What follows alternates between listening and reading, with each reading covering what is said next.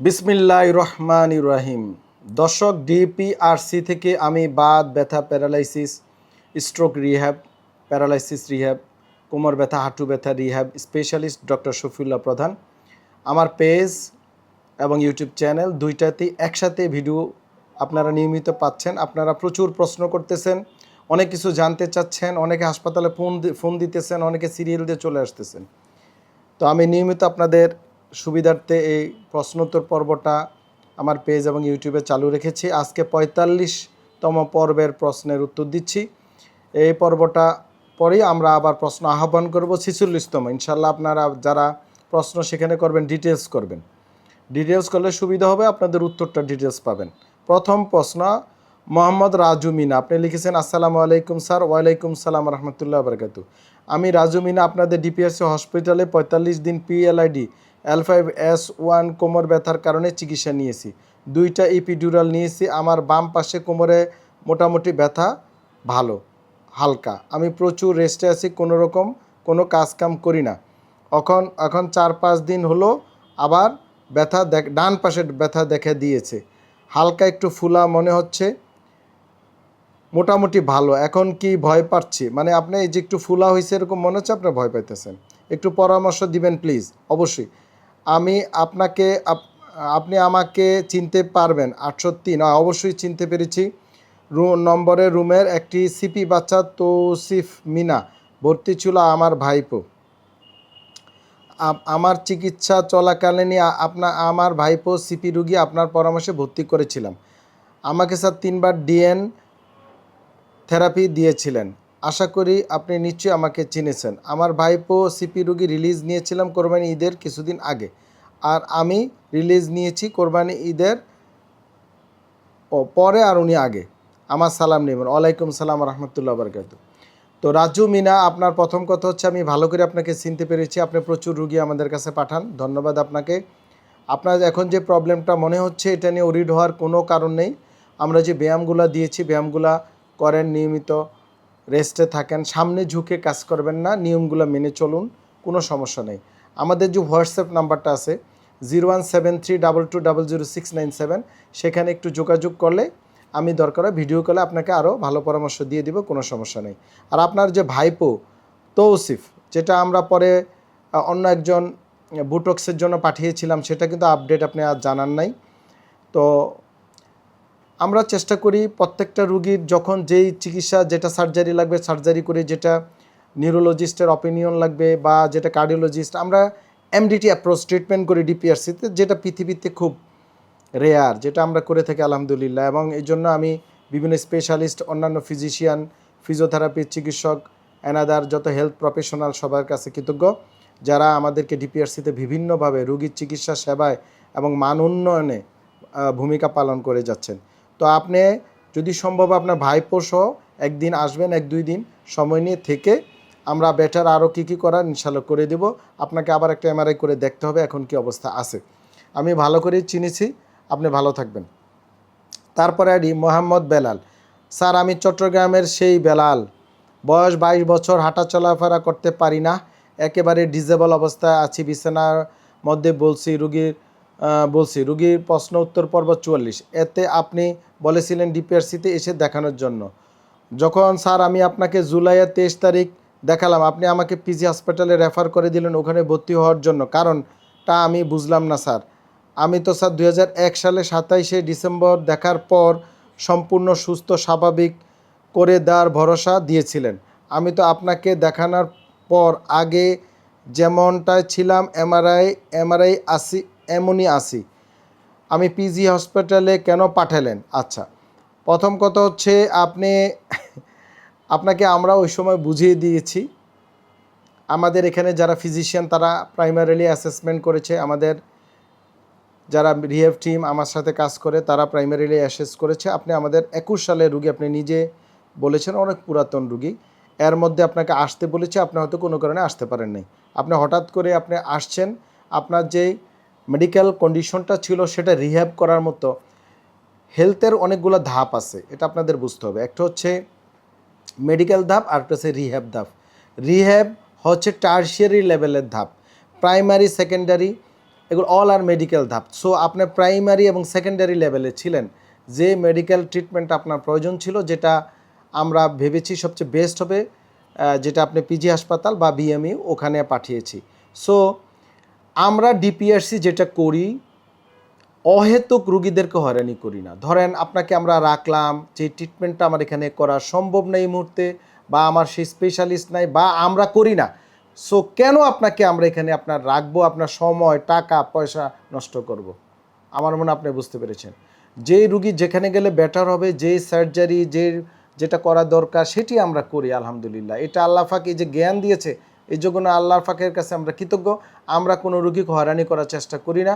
আমরা প্রত্যেকটা রুগীকে রেফার করার চেষ্টা করি, প্রয়োজনে রেফার করি, যেটা আমাদের দরকার আমরা করি। আমাদের এখানে এমডিটি অ্যাপ্রোচ ট্রিটমেন্ট করি। আমি আবারও বলি, DPRC only one of the MDT approach treatment centre in the world. মানে আমাদের এখানে মাল্টিডিসিপ্লিনারি টিম অ্যাপ্রোচে আমরা কাজ করি। যে রুগীর কার্ডিওলজিস্ট লাগবে সে দেখে, neurologist, cardiac surgeon, neuro surgeon, মানে অল স্পেশালিস্ট, রিহ্যাব, অ্যানাদার পেশাজীবী, অ্যানাদার মেডিকেল পেশাজীবী, সবাই মিলে এখানে কাজ করি আমরা আলহামদুলিল্লাহ। সো আপনি হয়তো আমার কাছে অনেক আশা নিয়ে আসছিলেন যে আসবেন, আপনি অনেক বছর পরে, 21 সাল আর এটা হচ্ছে 2026 সাল, এতদিন পরে আসছেন আপনি। সেটা এই গ্যাপটা, এতদিন আপনি মেডিকেলে আরও খারাপ অবস্থায় আমাদের কাছে আসছেন, এই জন্য আমরা ওখানে পাঠিয়েছি। আমার মনে হয় আপনি বুঝতে পেরেছেন। আপনি আপনার মতো একটা ভালো সরকারি হাসপাতালে কিছুদিন থেকে যখন আপনি মেডিকেলি স্টেবল হবেন, দেন ওয়েলকাম ডিপিআরসি। আমরা আপনাকে তখন রিহ্যাব নিয়ে কাজ করব, বিকজ আপনি আমাদের কাছে যে সমস্যা, ডিসেবিলিটি নিয়ে কথা বলছেন, আমরা সেটি কাজ করি। আশা করি উত্তর পেয়েছেন, এবং একই উত্তর বাকি রুগীদের জন্য। তারপরে যে আইডিটা, এটা হচ্ছে ধীরাম 25। আচ্ছা, যাই হোক, এই আইডি থেকে আপনি লিখছেন, আসসালামু আলাইকুম স্যার, আমার বয়স, ওয়ালাইকুম সালাম, আমার বয়স 23 বছর, আমি একজন পিএলআইডি রুগী। পিএলআইডি রুগী কীভাবে ঘুমাবে এবং বেশি করে হাঁটা চলাফেরা করলে ক্ষতি হবে কিনা জানাবেন। অবশ্যই পিএলআইডি নিয়ে আমার ইউটিউব এবং ফেসবুক পেজে প্রচুর, আমার নিজের বিভিন্ন টেলিভিশন, পত্রপত্রিকার প্রচুর ভিডিও আর্টিকেল দেওয়া আছে। বিভিন্ন আমাদের চিকিৎসাধীন প্রচুর রুগী, কয়েক শত হাজার রুগীর ভিডিও দেওয়া আছে। সব ভিডিও দেওয়া সম্ভব না, আমাদেরও কাজ আছে, সারাদিন তো ভিডিও করতে পারি না আমরা, আমাদের রুগী দেখতে হয়। সো আপনি এগুলা দেখবেন, সেখানে বুঝে ফেলবেন। এখন পিএলআইডি আপনি কোন স্টেজে আছেন? আপনি কি ট্রিটমেন্ট পরবর্তী স্টেজ, না ট্রিটমেন্ট আগের স্টেজ? আপনি কি অপারেশন করার পরবর্তী স্টেজ, না আগের স্টেজ? সেটা আপনি ক্লিয়ার করেন নাই। প্রথম কথা হচ্ছে, যদি কমপ্লিট ট্রিটমেন্ট হয়ে যায়, সেটা অপারেটিভ হোক, কনজারভেটিভ হোক, এবং ভালো হয়ে যান, দেন আপনি স্বাভাবিক জীবনযাপন সবই করতে পারবেন, ব্যায়াম করবেন, সবই করবেন, শুধু নিয়মকানুন মেনে চলতে হবে আর কি। আর যদি সেটা না করে থাকেন, কতদিন হয়েছে সেটা ক্লিয়ার বলতে হবে, তাহলে আমি হয়তো আপনাকে বলতে পারবো। আর ঘুমের কথা, ঘুমের নিয়মটি হচ্ছে চিত হয়ে শোয়া, সেটা ইসলামিক রুলস, চিত হয়ে বা কাত হয়ে। উপরে শোয়াটা আমরা নিষেধ করি। তবে হ্যাঁ, পিএলআইডি রুগীদেরকে আমরা ট্রিটমেন্ট পারপাসে মাঝে মাঝে অ্যানকালোজিং রুগীদেরকে অন্তত 1-2 ঘন্টা উপরে শুয়ে থাকতে, বুকের নিচে একটা বালিশ দিয়ে উপরে শুয়ে থাকতে বলি, ফর কারেকশন, এছাড়া অন্য কোনো উদ্দেশ্য নাই।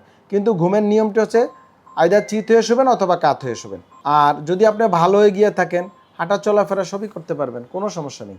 তারপরে আইডি সেলিম জাহাঙ্গীর, আপনি লিখছেন, জাহাঙ্গীর, বয়স 40 বছর, কোমরে ব্যথা, বসে থাকলে ব্যথা হয়, সফটওয়্যারে কাজ করি 10 বছর ধরে, লাস্ট 3 মাস ধরে সমস্যা, এমআরআই করেছি, ডাক্তার বলেছে সমস্যা নাই কিন্তু ব্যথা করে। আচ্ছা, যদি ডাক্তার বলছে সমস্যা নাই, তাহলে এমআরআই সমস্যা নাই, তাহলে কোমর ব্যথা অ্যানাদার কোনো কজ হতে পারে। অনেকের ধারণা পিএলআইডি কোমর ব্যথার cause. No, one of the cause হচ্ছে পিএলআইডি, এবং বেশিরভাগ কজই পিএলআইডি। বাট বিভিন্ন আর্থ্রাইটিস, বিভিন্ন injury, soft tissue injury, ligament, vessel, একটা কোমরের মধ্যে তো অনেক কিছু থাকে, এনি প্যাথোলজি তার থেকে হতে পারে। সো আপনাকে সরাসরি দেখে আপনাকে ডায়াগনোসিস ক্লিয়ার করতে হবে। শুধু কোমর ব্যথা হলেই থেরাপি দেয় অনেকে বিভিন্ন জায়গায়, আমার ইউটিউব ফেসবুকে দেখে, এটা করা যাবে না। কোমর ব্যথা হলেই ওষুধ খাওয়া, এটা করা যাবে না। কোমর ব্যথা হলেই লাফালাফি, ব্যায়াম করা, এটা করা যাবে না। অ্যাট ফার্স্ট আপনাকে একজন স্পেশালিস্টের শরণাপন্ন হয়ে অ্যাট ফার্স্ট কনফার্ম ডায়াগনোসিস করতে হবে, অন্তত ডিফারেন্সিয়াল ডায়াগনোসিস করে দেন আপনাকে সেটা অনুযায়ী আপনাকে, সেটা কি অপারেশন লাগবে, না থেরাপি লাগবে, না ব্যায়াম লাগবে, না ওষুধ লাগবে, না এমডিটি অ্যাপ্রোচ, যেটা আমরা ডিপিআরসিতে করে modern treatment of the world, সেটা আপনাকে করতে হবে, সেটা হয়তো করা লাগতে পারে। তারপরে আইডি শাহরিয়ার হোসেন রাতুল, লেখছেন, আসসালামু আলাইকুম স্যার। ওয়ালাইকুম সালাম রহমতুল্লাহ। আমার বয়স 22 বছর, আমার হিপ জয়েন্টের সমস্যা ছিল, আপনার পরামর্শ চাচ্ছি। সমস্যার বিবরণ 2025 সাল থেকে আমার কোমরে হিপ জয়েন্টে মৃদু ব্যথা অনুভব করি। দৈনন্দিন কাজে এটি খুব একটা সমস্যা না করলেও খেলাধুলার সময় বেশ বোঝা যায়। আমি নিয়মিত ফুটবল খেলতাম, এখন মাঝে মাঝে খেলি, কিন্তু বর্তমানে মাঠে আগের মতো দ্রুত মুভমেন্ট বা দিক পরিবর্তন করতে পারি না। দ্রুত মুভমেন্ট করতে গেলে মনে হয় পায়ে ব্যথা বেড়ে যাবে বা ইনজুরি শিকার হবে, ফলে আত্মবিশ্বাস পাই না। গত 1.5 বছর 2 থেকে 3 বার আমার হিপ জয়েন্টে লক হয়ে গিয়েছিল এমন মনে হয়েছে, তবে একটু বসে বা পা নড়া সাধারণভাবে নড়চড় করলে আবার ঠিক হয়ে গেছে। আমার প্রশ্ন, আমার হিপ জয়েন্টে কোনো অভ্যন্তরীণ সমস্যা বা বড় কোনো ইনজুরি হয়েছে, এই জন্য আমার করণীয় কী? এই জন্য আপনার করণীয় একটা সিরিয়াল দিয়ে সোজা চলে আসবেন। আমি আগে অ্যাসেস করে আমি দেখি। ইন দ্য মিন টাইম আপনি আপাতত খেলা বন্ধ রাখেন, কিন্তু আপনি সাইকেল চালাতে পারবেন, সাঁতার কাটতে পারবেন, স্বাভাবিক হাঁটা চলাফেরা করতে পারবেন, উঠবস করতে পারবেন। ফুটবল খেলা স্ট্রেনিয়াস কোনো এক্সারসাইজ মানে খেলাধুলা প্লেয়িং এগুলো আপাতত বন্ধ থাকবে। এবং আসার পর আমরা যেটা করার দরকার সেটা আমরা করে দেবো। আমার ইউটিউব ফেসবুকে গিয়ে হিপ জয়েন্টের ব্যায়ামগুলো শিখে ওগুলো করবেন। শুয়ে শুয়ে বসে বসে দাঁড়িয়ে দাঁড়িয়ে বিভিন্ন ব্যায়াম আছে।